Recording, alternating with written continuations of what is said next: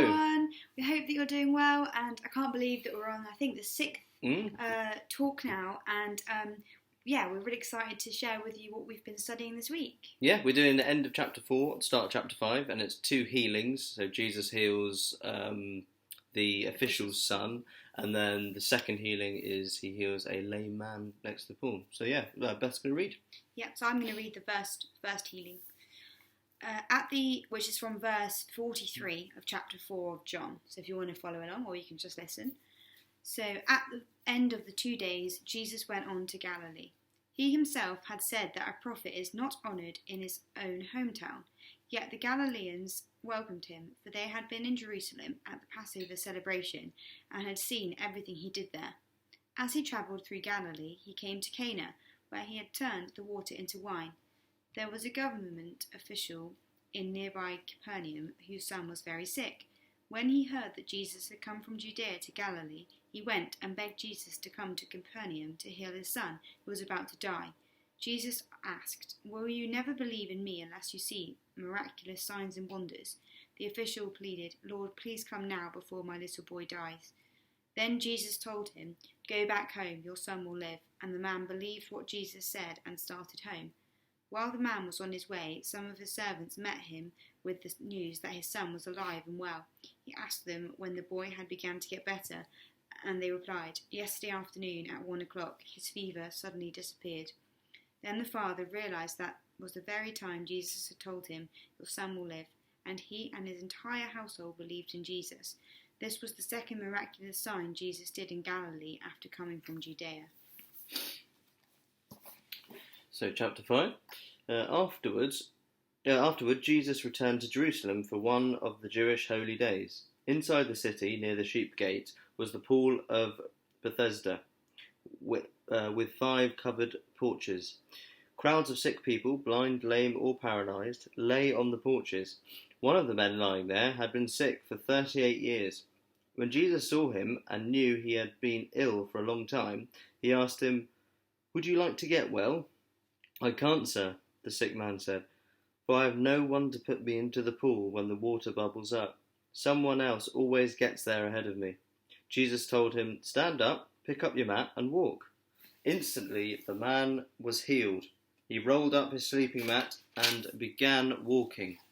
But this miracle happened on the Sabbath, so the Jewish leaders objected. They said to the man who was cured, "You can't work on the Sabbath. The law doesn't allow you to carry that sleeping mat." But he replied, "The man who healed me told me, 'Pick up your mat and walk.'" "Who said such a thing as that?" they demanded. The man didn't know, for Jesus had disappeared into the crowd. But afterward, Jesus found him in the temple and told him, "Now you are well, so stop sinning, or something even worse may happen to you." Then the man went and told the Jewish leaders that it was Jesus who had healed him. Cool. So we're going to watch a short video now. From the Bible Project. From the Bible Project, exactly. And we'll see you afterwards. Cool. Enjoy it. Yeah. After this, John has designed another collection of stories that took place during 4 Jewish sacred days, or feasts. And again, Jesus uses the images related to the feasts to make claims about himself. So Jesus first heals a paralyzed man on the Sabbath, which starts a controversy with the Jewish leaders about working on the day of rest. And Jesus says it's his Father who's working on the Sabbath, and so is he. And they catch his meaning, that he was calling God his Father, making himself equal with God, and so they want to kill him. So I hope you enjoyed that. That was the video, and we're going to discuss the 2 healings. First, the Jesus heals an official son, and then the healing at the pool. Yeah, and we're going to start firstly with Jesus healing the official son. Joel, are you going to start with that? So there was a few things that we got out of this, and it was firstly, the official son says he just goes, like Jesus basically says, "Go, your son will live," and he just goes, like he just follows that word. So he's taking Jesus completely at his word. So without he doesn't need to see anything basically. He doesn't need to see that his son is definitely going to live. He just goes, right, he's going to live. That's it. He believed him at his word. And you said about how it's simple faith. Yeah, it's simple faith. He didn't need any dramatic signs at all as well. And I think for us, we shouldn't either, if that makes sense. We shouldn't need any dramatic signs to let us know that God is there. We should just take him at his word. And that is, I think, the whole reason why Jesus healed this is to show us that we should just take him at his word. If he says something's going to happen, it's going to happen. We shouldn't need a dramatic sign. But sometimes these signs actually are from the Spirit, aren't they?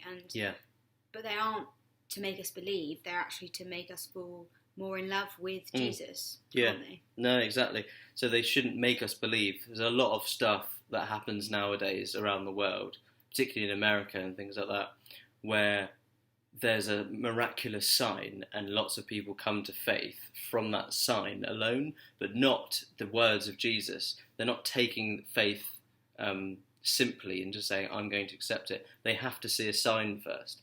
And that really produces very weak Christians, really, because they're living off this one sign that they saw. But it's the same in the story, though. The man actually, I think the official said, Jesus, you need to come down before my child dies. And then Jesus said, go and your son will live. And then it said the man believed. So actually he believed before he went home and saw that his son was healed. He didn't even know for sure. He had to take Jesus at his word, and he believed before seeing, which is what we're saying. Exactly. Backs it up, really. No, that's so true. Yeah, I mean, Jesus says, unless you see signs and wonders, you will not believe. The official actually just said, sir, come down, and because my child's dying. There was no need for all this frivolous, miraculous stuff. He's basically said, help my son. And it's interesting how he's an official as well. That would have been pretty lowered. There's a quote which says, the earth is flat at the foot of the cross, because there's no one higher up than anyone else. When you're in your time of need, you're in your time of need. It doesn't matter how high up you are. Yeah. And Jesus looks past that and says, okay, I'll heal your son because you believe. So that was a really interesting point. On that side note, a lot of Christians teach that Jesus will always heal as well, if we have enough faith. And that is just totally incorrect. That's not true. Jesus heals. Said that Jesus heals when he wants to heal. Yeah. And it doesn't matter about us. And it's hard to get your head around sometimes, because you're like, if you've got someone that's that's ill and they don't get healed, it might be like, and someone else that does get healed, and it's like, it's nothing to do with anything we've done, what that person deserves. It's just in accordance with God's will. Yeah. And exactly. Like when I think that, like Beth said, some people just don't get healed and they pray for ages. They've got massive amounts of faith and they just don't get healed. And that is God's will. That is God's perfect plan being carried out. And I think, to be honest, if I see someone getting healed, that's amazing and glory to God. And we all say, yes, amazing, well done. That's from God kind of thing. But if you see someone suffering and you see them continuously praising throughout their suffering, glorifying God throughout their suffering, I think that makes God look far bigger than if he heals. Personally, I would be more attracted to a faith in which is regardless of whether you're suffering or not, you're still praising your God. I think that's an amazing testimony, much more than actually being healed and on some occasions. And that could be the reason why God chooses to not heal sometimes, is simply because it glorifies him more. And this is what we're on earth to do, is to glorify God, not glorify ourselves. So, I mean, it's amazing. But it is hard to take sometimes, why doesn't he heal this person but heals this person?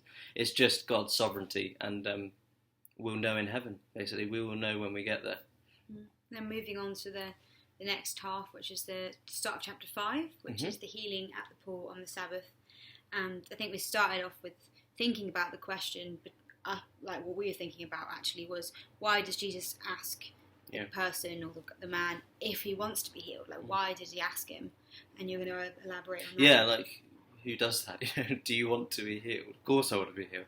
But I think he's trying to basically say, there's one reason, is because a lot of people back then would be less rich if they weren't healed. Does that make sense? Because they're beggars and people feel sorry for beggars. But if you're just a normal person without any rich family or anything, you actually earn less. So it could be, do you really want to be healed, or are you doing this out of your own, off your own back kind of thing? But I think it's because a lot of people are so disheartened that they've lost all hope. A lot of people say, I don't even want to get out of this anymore. This is just my life, and they're just completely lost hope. So he's kind of tackling his heart first. Jesus deals with his diseased heart before he deals with his illness. So he's saying, do you really want to be healed? And that gives that guy a little bit of faith to say, yes, I do. I really do want to be healed, rather than just healing him. And then moving on to the man, he actually, from how he's speaking, he actually doesn't believe Jesus can save him. And I think we often do this as well. Like, we think we kind of limit God and put him into a box and think he can't do this, he can't do that. But who are we to like set the terms? We have no idea. We can't get our heads around how big God is and what he can do. And I think it's, obviously God cares about the small things as much as the big things, but I think we need to remember that actually he is magnificent and he can literally save whoever he wants, whenever he wants. Yeah, exactly. So the guy basically says, I do want to be healed, but you can't do it because no one's going to lift me into the pool. Because this pool was apparently like a healing pool kind of thing. Yeah. So he basically says, yes, I want to be healed, but it's impossible. And he's talking to God here. So he's talking to Jesus. So he's basically limiting God. We shouldn't do that in our own lives. Whatever, all things are possible through God. So if you don't think you can pass that exam or anything, God will do as he wants. He will sovereignly act how he wants to do, and that could be anything. Jesus as well found him again because he was concerned with his spiritual health. So that bit, when it says, when he basically comes back, afterward Jesus found him in the temple and said to him, see, you are well, sin no more, that nothing worse may happen to you. So it's interesting how Jesus sought that man out again, because he basically was concerned with his spiritual health. He didn't want this guy healed just for him to continue living in sin, because it is better to be crippled for 38 years than to live a life of sin. And Jesus knew quite well that is a fact. So he was thinking, is this guy just going to be, on his legs doing all this sinful life? Or does he actually believe in me because I've healed him? And is he living a spiritual, holy life? Very, very important. So also it's like a lot of people will actually get saved and then, as you're saying, this backs up your point, and then not concentrate on trying to become more holy. And actually Jesus makes it clear that we are to be set apart and try to die to sin every day. Yeah.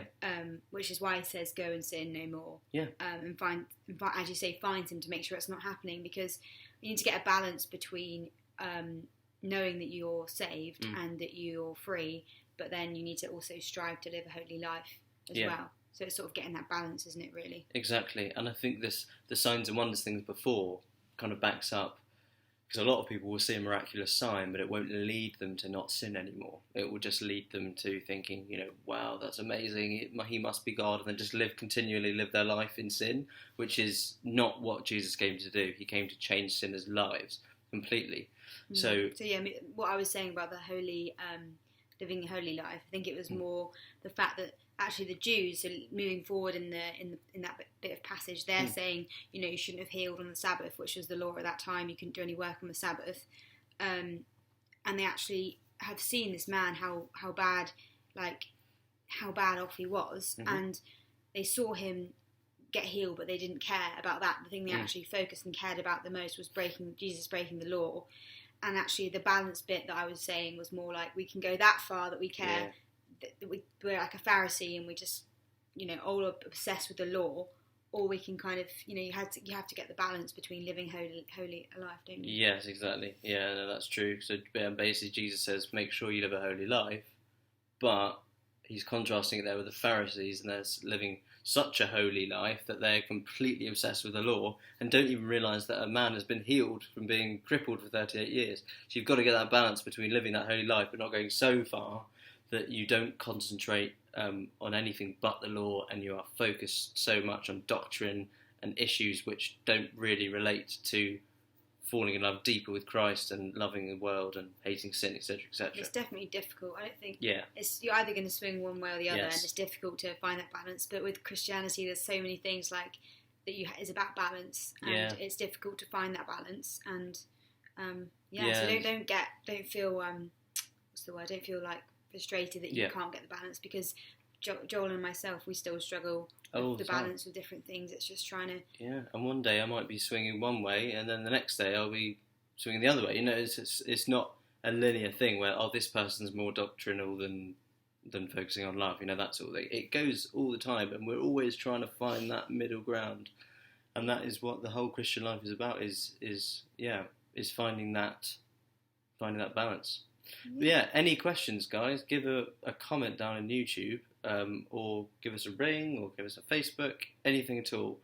Because there's a lot in that we haven't discussed yet, but we'd like to. If anyone wants to, we'd love to go deeper with you, on Zoom or whatever. So yeah, thank you very much for taking the time to watch it. And yeah, have a good week, and we look forward to doing the next one next week, and hoping that the time's getting closer where we can actually see you in person. That'd be so much so better. yeah, but yeah, thank you guys. Thanks, guys. Bye. We'll see you soon.